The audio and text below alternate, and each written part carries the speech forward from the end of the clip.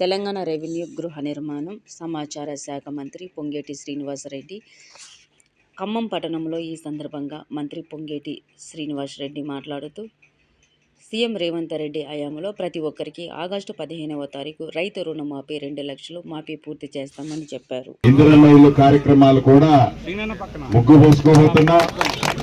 అనేక సీసీ రోడ్లు వేసుకోవాలి. గ్రామం నుంచి గ్రామం లింక్ రోడ్లు చేసుకోవాల్సినవి ఉన్నాయి.